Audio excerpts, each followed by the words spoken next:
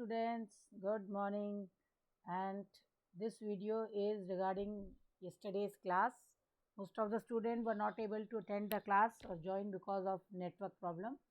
So today I am going to start with the basics of grammar. And in the basics of grammar, we are going to study first about parts of speech, and then slowly we will take detail of each and every part of speech along with its errors. Why errors are important? Because we have to learn the execution part. We don't have to cram the rules, we don't have to learn the definitions, we have to understand and we have to find out the mistakes. Okay, students? So we will start straight away, we will not waste time. So these are the 8 parts of speech: noun, pronoun, verb, adjective, adverb, preposition, conjunction and interjection. You should know the spellings, very important. Why? Because you are a student of English and you should know the spellings very correctly. Okay, now we will start today with noun. What is noun? Noun is just a name. Okay, या हमेशा याद रखिए कि noun एक नाम है. मैं अपने बच्चों से कहती हूँ कि आप कॉन्सेप्ट को याद करिए. Don't go for definitions, go for the concept. किसी भी चीज़ का नाम हो सकता है, समथिंग, समबडी, है ना. जैसे पीपल यानी कोई भी लोगों का नाम हो सकता है. Ron, lion, teacher, Ronnie, dancer. Things हो सकती हैं कोई भी, एप्पल, बैग, टमाटो. प्लेस हो सकती है कोई भी. Feelings, yes, this is very important thing बच्चों. कई बच्चे नाउन को फीलिंग्स को नाउन नहीं समझते हैं. Like love, hate, amazement, ecstasy, proud, anger, ये सब फीलिंग्स भी नाउन में आती हैं, है ना. सब्जेक्ट जैसे इंग्लिश, हिस्ट्री, ये सब सब्जेक्ट्स हैं. एक्टिविटीज़, ये डांसिंग, रनिंग. अब आप बोलोगे मैम ये तो वर्ब्स हैं. नहीं, ये नाउन का काम भी करती हैं. अब आगे जब मैं आपको ग्रामर पढ़ाऊंगी तो मैं आपको बताऊंगी कि हमारे पास नॉन फाइनाइट्स होते हैं जिसमें जिरेंड है ना, पार्टिसिपल है, तो वो जो है वो नाउन का काम करते हैं. तब मैं आपको इसका डिटेल बताऊंगी. कंसेप्ट आइडियाज़ जैसे डेमोक्रेसी, इलेक्शन, पॉलीगेमी, मेडिएशन, नेपोटिज्म, ये सब जो कॉन्सेप्ट्स हैं, जो आइडियाज़ हैं, ये सब भी नाउन का काम करते हैं. ठीक. तो बच्चों यहाँ पे ये समझना बहुत ज़रूरी है कि हम नाउन को बनाते कैसे हैं. मैं आगे आपको एक वीडियो दूंगी जिसमें how to make nouns, how to make adjective, how to make verb, ये सिखाऊंगी क्योंकि ये आपको आना बहुत ज़रूरी है. और हम इसी में एक एक्टिविटी करेंगे आगे जिसका नाम है पाजिंग. पाजिंग क्या होती है? जिसमें you have to find out the part of speech. एक सेंटेंस में आपको दूंगी और उसमें आपको बताना पड़ेगा कि कौन सी पार्ट ऑफ स्पीच है. जिस दिन आप ये पाजिंग में एक्सपर्ट हो जाएंगे आपके लिए ग्रामर बहुत ईजी हो जाएगी. फिर क्वालिटीज़ जैसे ऑनेस्टी, ब्यूटी और ब्रेव, ह्यूमर, पेशेंस, ये सारी क्वालिटीज़ भी हमारी नाउन होती हैं. तो आपने देखा नाउन एक बचपन में या पहले आपने सिर्फ यही पढ़ा होगा कि noun name of person, place, animal, thing. नहीं, नाउन उससे बहुत ज़्यादा है. तो हर चीज़ जिसका कोई नाम है वो नाउन है. ठीक. अब हम आगे बढ़ते हैं. नाउन को हम 2 कैटेगरीज में डिवाइड कर सकते हैं, काउंटेबल नाउन्स और अनकाउंटेबल नाउन्स. ठीक है. काउंटेबल नाउन्स जो होते हैं वो सिंगुलर प्लूरल दोनों हो सकते हैं क्योंकि आप गिन सकते हैं उनको, सीधी बात है, काउंट कर सकते हैं. जैसे एक Apple, an apple, some apples. लेकिन आप कॉफ़ी को क्या गिन सकते हैं? नो. क्या आप मिल्क को गिन सकते हैं? नो. क्या मनी को गिन सकते हैं? मनी को यस आप ऐसे कह सकते हैं कि हम अमाउंट बता सकते हैं कि 400, 500 है, लेकिन आप उसको ऐसे गिन नहीं सकते. पास्ता, है ना, एक एक दाना थोड़ी गिनोगे. हेयर, ये सब चीज़ें. तो बच्चों ये आप देखा कि आपने 2 कैटेगरीज में हमने नाउन को डिवाइड किया. अब इसी को हम आगे डिवाइड करेंगे काउंटेबल. अब काउंटेबल नाउन्स में अनकाउंटेबल, काउंटेबल की एक डेफिनेशन है कि देखो, can be counted, can not be counted, it can take singular और प्लूरल वर्ब. ये बहुत इंपॉर्टेंट है बच्चों कि काउंटेबल नाउन के पीछे आप सिंगुलर वर्ब भी लगा सकते हैं और प्लूरल वर्ब भी लगा सकते हैं. लेकिन जो अनकाउंटेबल होता है वो हमेशा सिंगुलर वर्ब लेता है. इस चीज़ को आप नोट कर लीजिएगा क्योंकि जब हम एरर्स की बात करेंगे, जब हम आपको एडिटिंग पार्ट पे जाएंगे तो ये बहुत इंपॉर्टेंट हो जाएगा. There is a book on the table, is. Okay. These houses are. देखो अब यही इसी के लिए इज़ आ रहा है, किसी के लिए आर आ रहा है, लेकिन यहाँ पे इज़ ही आ रहा है. देयर इज़ सम वाटर, क्योंकि ये अनकाउंटेबल है. ठीक. अब इसी कैटेगरी को हम आगे बढ़ाएंगे. अब देखो काउंटेबल के अंडर हमने 3 चीज़ों को डाला है: कॉमन नाउन, प्रॉपर नाउन और कलेक्टिव नाउन. ये 3 चीज़ें काउंटेबल नाउन है. तो बच्चों जब हम आपको आगे जब रूल बताएंगे कि किसके आगे सिंगुलर प्लूरल वर्ब आएगी तो आपको याद रहेगा कि कॉमन नाउन, प्रॉपर नाउन और कलेक्टिव नाउन के सिंगुलर या प्लूरल वर्ब आ सकती है. सिंगुलर प्लूरल वर्ब क्या है? ये भी हम पढ़ेंगे जब हम आपको वर्ब्स के बारे में पढ़ाऊंगी। नेक्स्ट जो मेरा वीडियो रहेगा वो वर्ब्स पे रहेगा, तो आप उसको देख लीजिएगा, तब आपको समझ में आ जाएगा।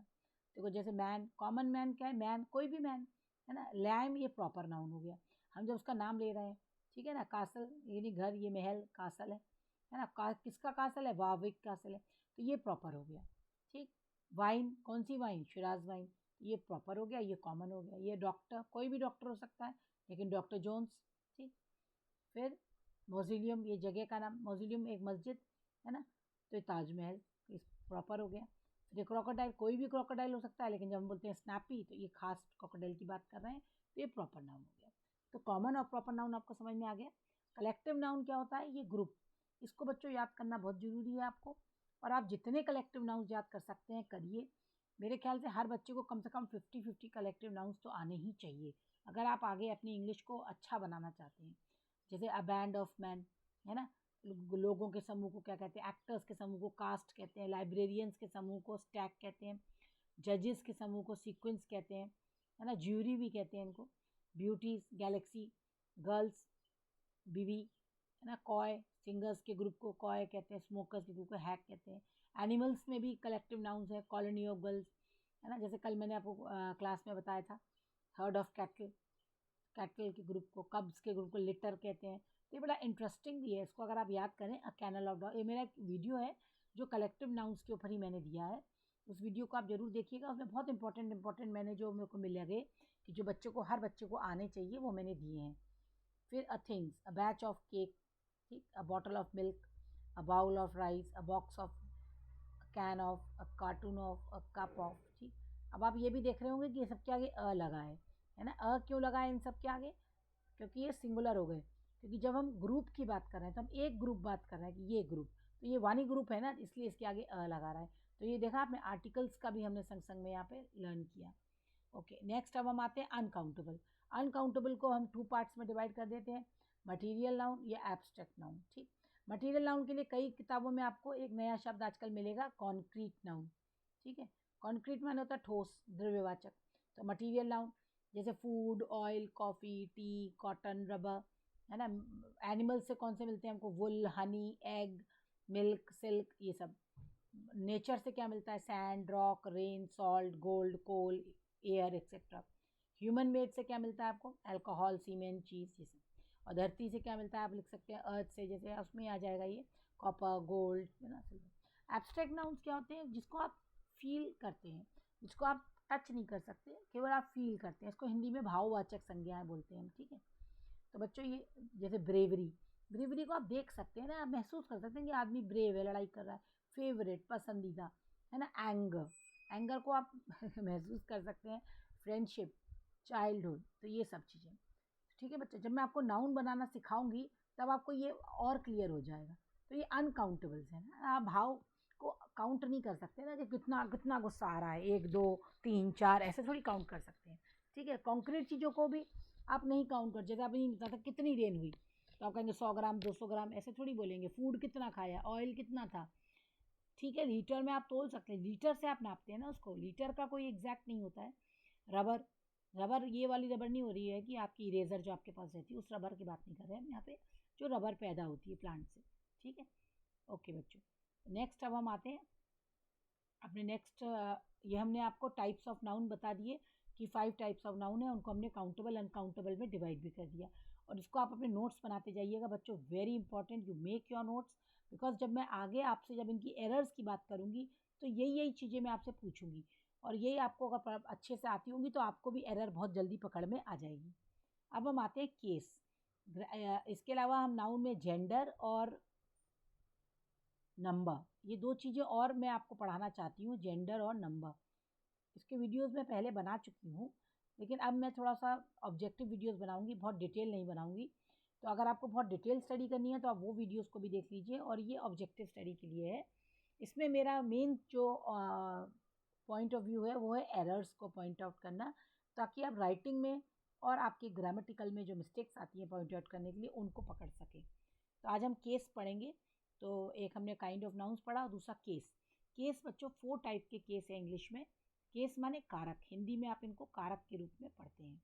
ठीक है, तो ये 4 टाइप के केस हैं। तो सबसे पहला केस है नॉमिनेटिव केस। ये सेंटेंस आप देख रहे हैं, you know me and mum's friend Toby. तो यहाँ पर यू जो है देखो सब्जेक्ट है बच्चों। सेंटेंस का बेस क्या होता है? Subject, verb, object. इसको आप एक गुरु मंत्र मान के याद कर लीजिए। जब भी मैं आपसे सेंटेंस का बेस बोलती हूँ तो आपको यही बोलना है कि मैम सब्जेक्ट, वर्ब, ऑब्जेक्ट, यानी कि सब्जेक्ट, वर्ब, ऑब्जेक्ट। अब जो सब्जेक्ट के स्थान पे हमारे नाउन आते हैं वो नॉमिनेटिव केस हो जाते हैं, और जो ऑब्जेक्ट के स्थान पे आते हैं वो ऑब्जेक्टिव केस हो जाते हैं। बहुत सिंपल से, इससे सिंपल तरीका नहीं है। एक तरीका और आप कहते हैं, वर्ब के पहले जो आता है वो सब्जेक्टिव नाउन होता है, और जो वर्ब के बाद आता है वो ऑब्जेक्टिव नाउन होता है। तो ये आप ट्रिक याद रखिए। अब जैसे देखो नॉमिनेटिव केस यानी सब्जेक्ट, इसको आप इजी वर्ड में लिख सकते हैं कि सब्जेक्टिव केस, ठीक। तो जब नॉमिनेटिव थोड़ा वर्ड हाई फाई लगता है तो बच्चे डर जाते हैं, डरने की जरूरत नहीं है, ये सब्जेक्ट ही है, ठीक है।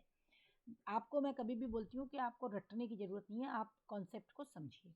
The case used for a noun और pronoun that's the subject of the, जो सब नाउन और प्रोनाउन जो सब्जेक्ट के रूप में आते हैं वो सारे क्या होते हैं? Nominative case. जैसे बेकी वॉज एक्साइटेड, तो बेकी यहाँ पे सब्जेक्ट है, और वॉज क्या है? वर्ब है, तो वर्ब के पहले आ रहा है बेकी, है ना। ही सेंसेस अ प्रॉब्लम, तो ही यहाँ पर सब्जेक्ट। तो ये कौन सा केस हो गया?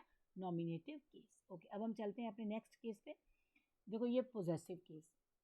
पोजेसिव केस मैंने इसलिए पहले लिया क्योंकि पोजेसिव के ऊपर मैं पूरा एक आपको वीडियो देने वाली हूँ जिसमें आपको एरर्स बताऊंगी। अब पोजेसिव बताने के लिए हम अपॉस्ट्रोफी एस का यूज़ करते हैं और ऑफ का यूज़ करते हैं।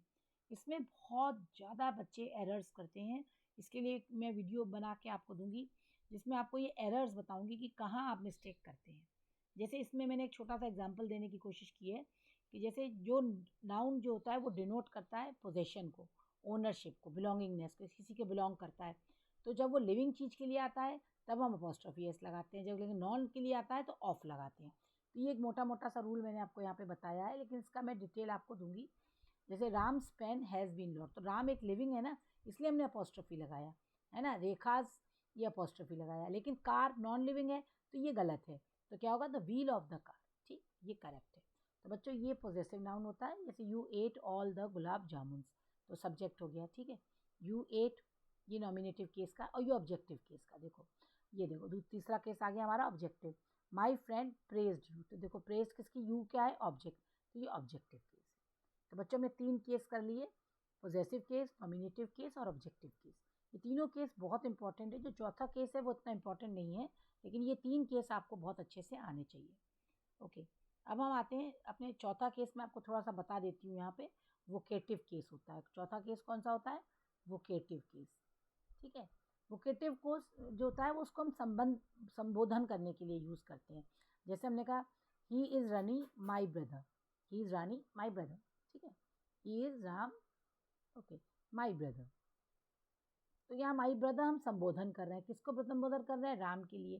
तो ये क्या हो गया? वोकेटिव केस हो गया। ओके, तो वोकेटिव केस ज़्यादा इंपॉर्टेंट नहीं है, इसलिए मैं इसको बच्चों को कंफ्यूज करने के लिए इसको यूज़ नहीं कर रही हूँ ज़्यादा। तो 3 केस पे आप ध्यान दीजिए बच्चों। तो आपका तीनों केस आपको समझ में आ गए होंगे। अब देखो ये एक चार्ट है, इसको चार्ट को आप अगर लर्न कर लें तो बहुत अच्छा है। लर्न कैसे करना है? रटना नहीं है। देखो जैसे सिंगुलर और प्लूरल में डिवाइड कर लो पहले। आई, सपोज आप ये मान के चलिए कि अगर आपके पास 1 लड्डू है तो कौन खाएगा? आई, मैं खाऊंगा।